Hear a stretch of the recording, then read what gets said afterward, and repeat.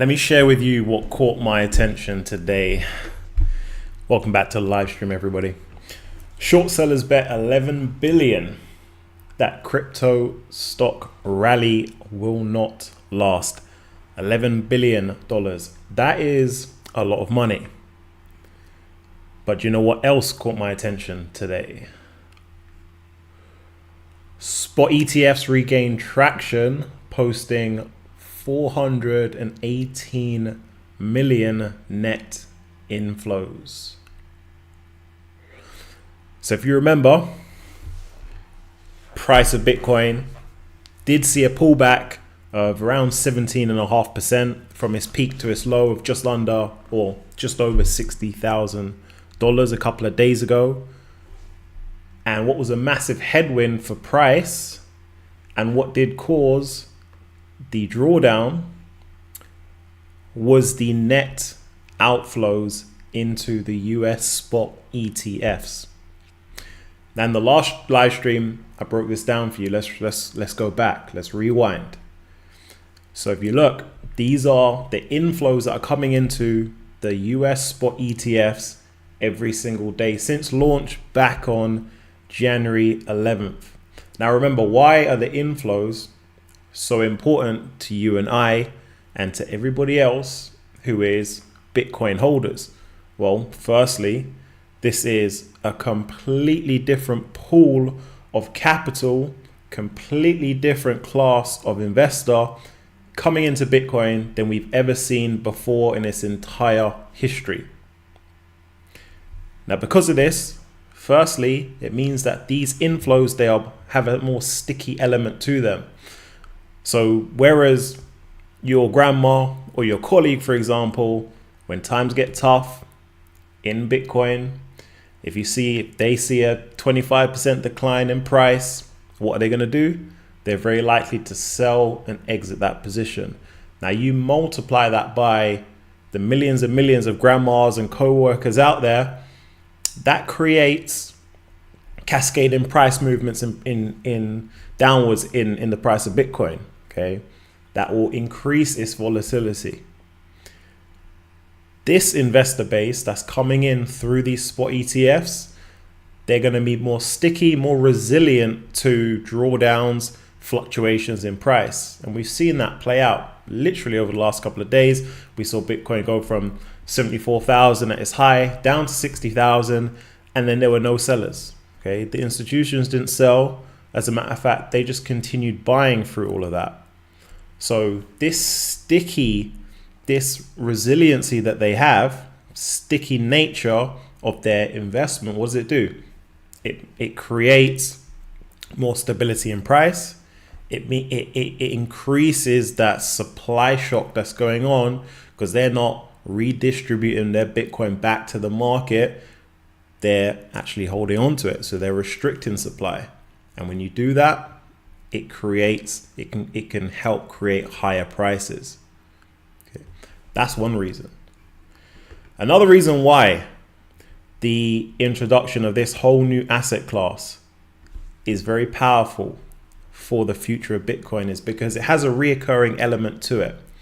A lot of these investors, a lot of this capital that's come in through these spot ETFs, it's not just a one and done. Okay, so whereas your grandma or your co-worker might go slap in $100 into Bitcoin and then leave it, the institutions, these guys, this type of capital they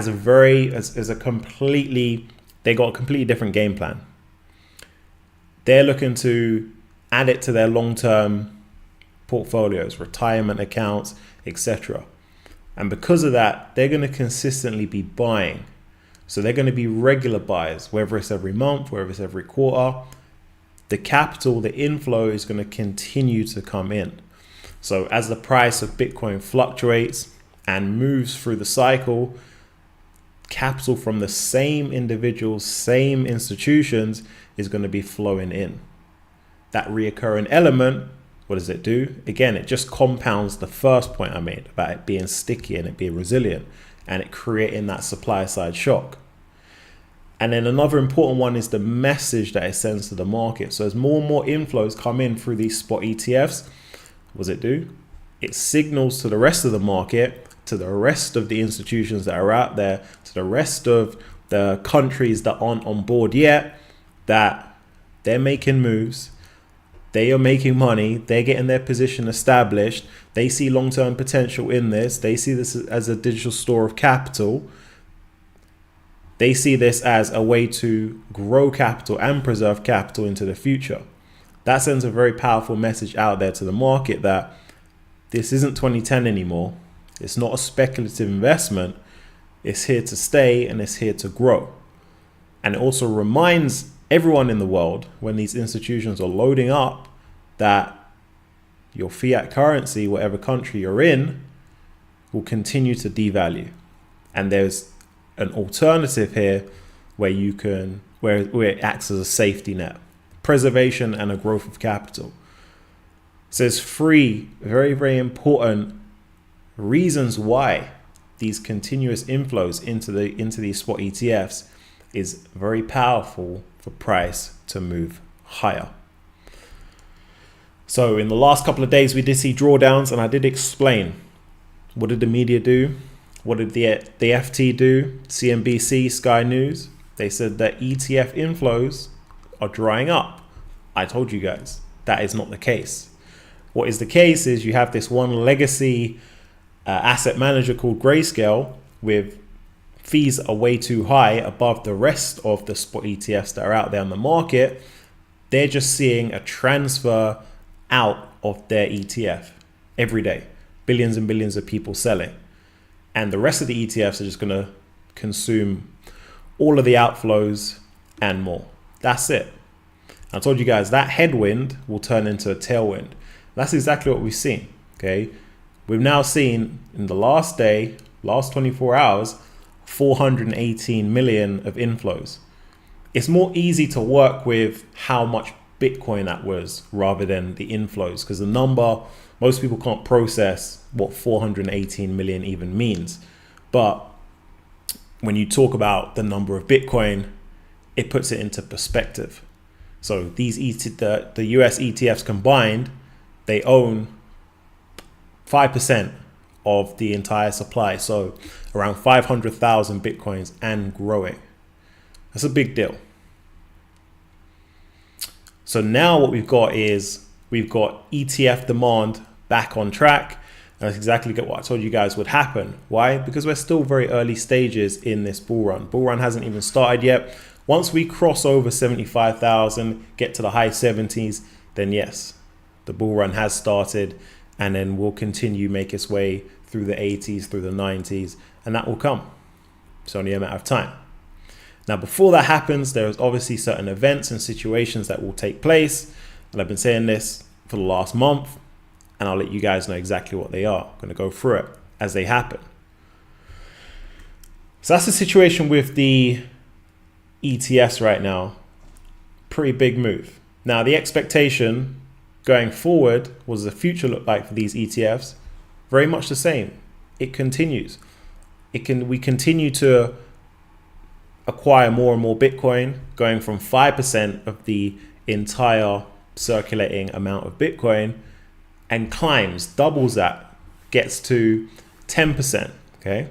How does it do that? Why does it do that? Because there's still a lot more capital that hasn't yet come on board. There's still a lot of companies, a lot of asset managers, a lot of individuals who are yet to allocate capital to the spot ETFs, and that is coming. You've got here Wisdom Tree.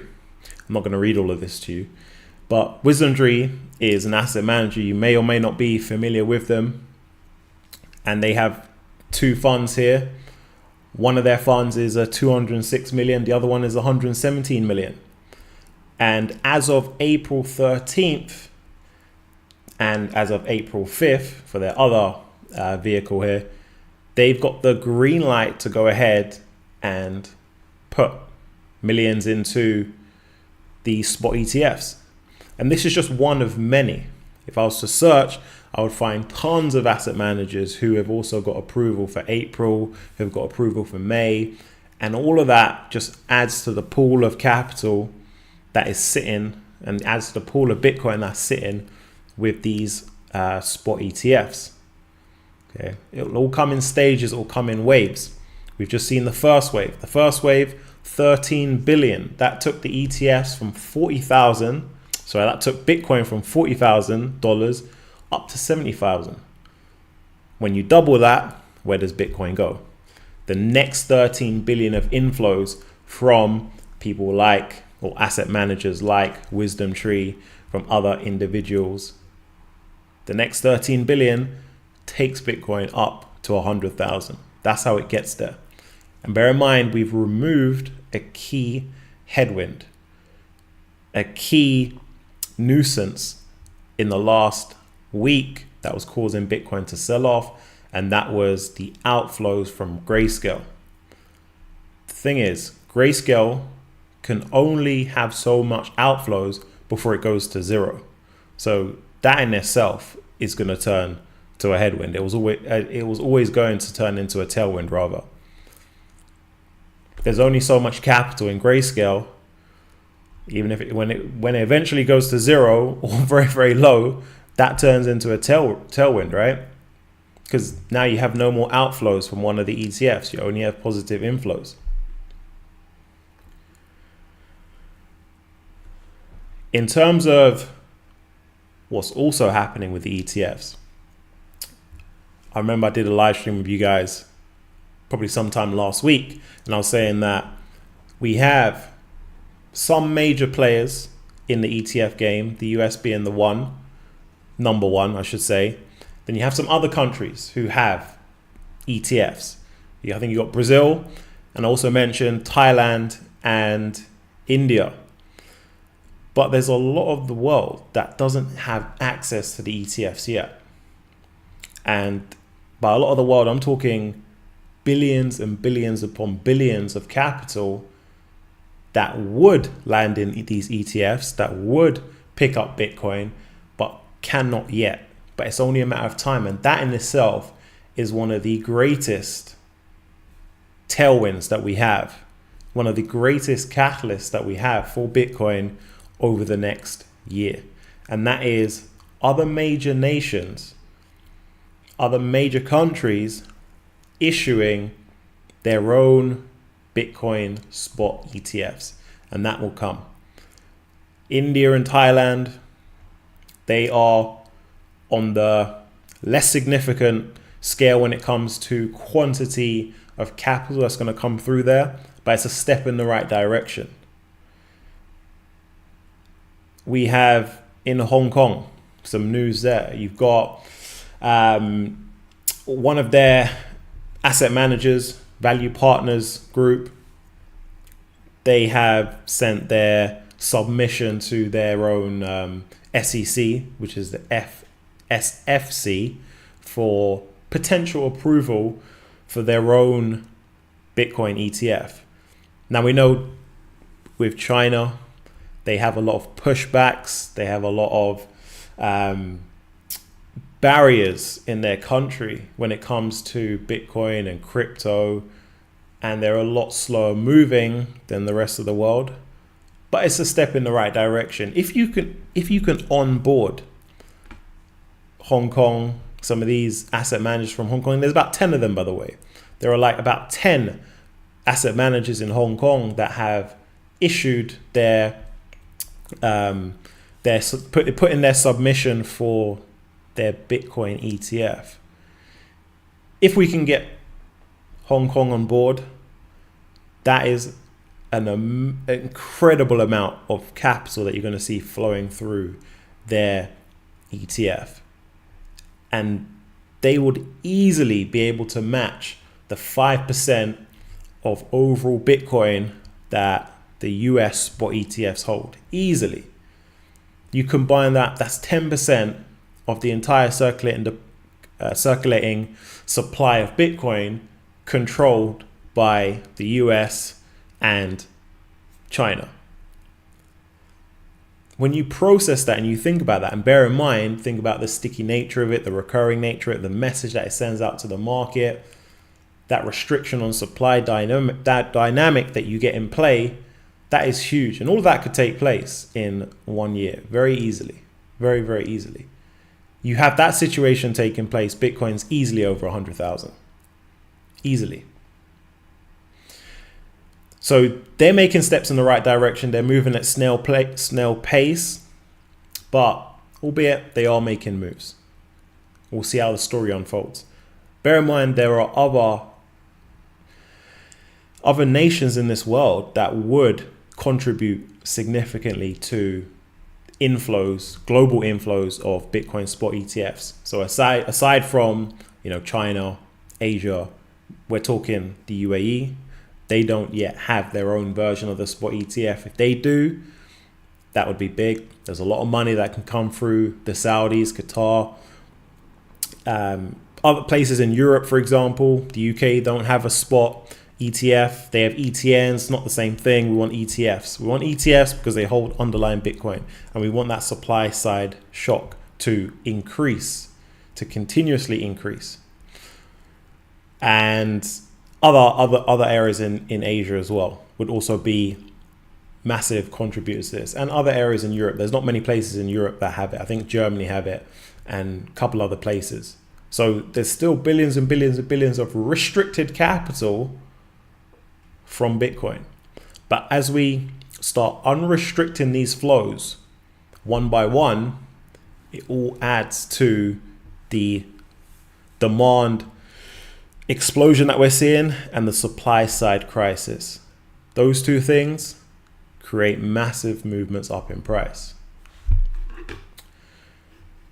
So going back to the short sellers bet 11 billion that crypto stock rally won't last, right? Is there any truth in this? What are they doing? I mean, right now, short sellers it's not looking too good for short sellers. Let's take a look at the price.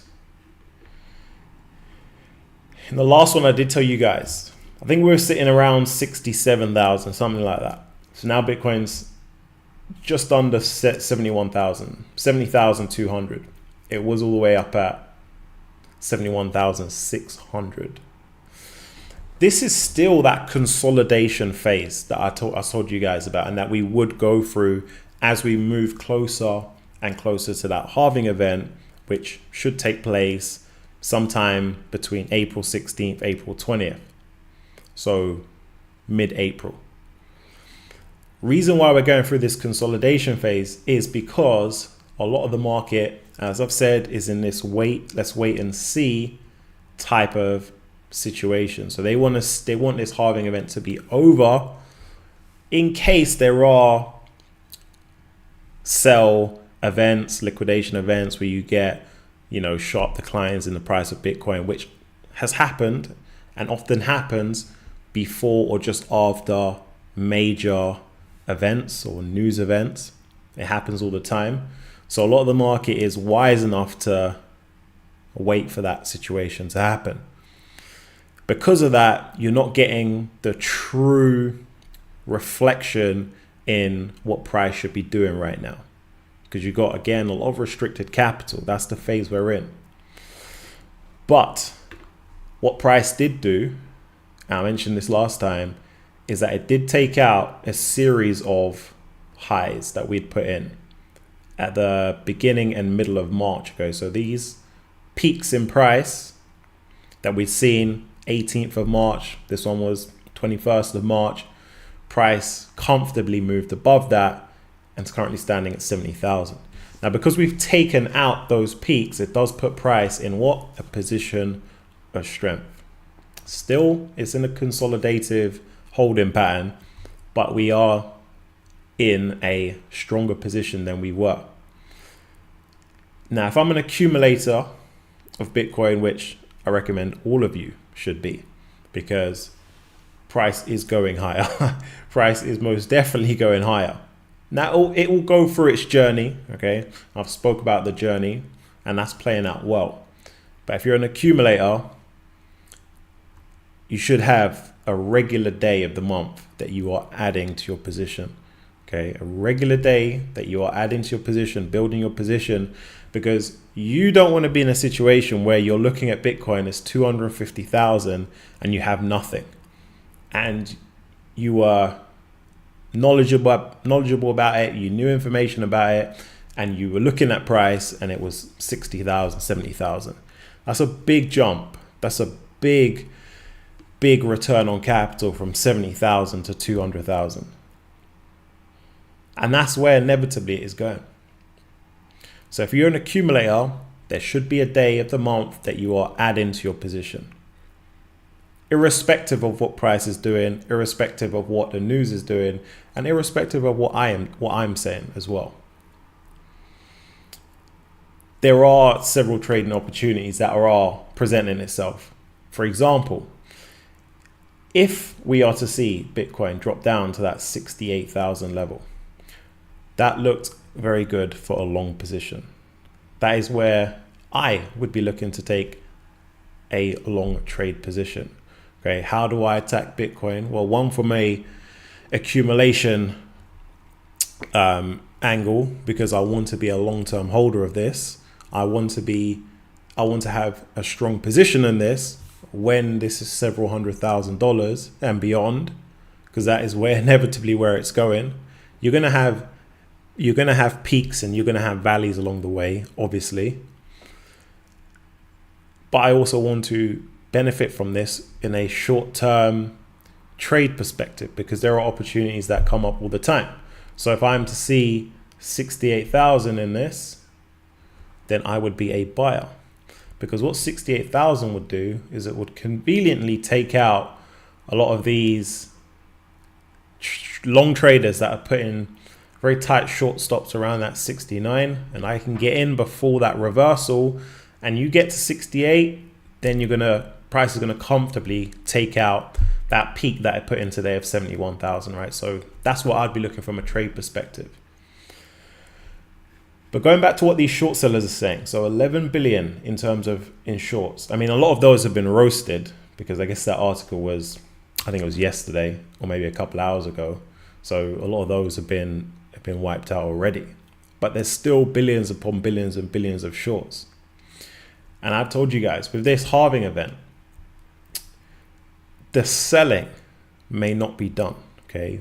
My expectation is, and I am prepared, and you should be prepared as well, after this halving event, to get a decline in the price of Bitcoin to that 58,000.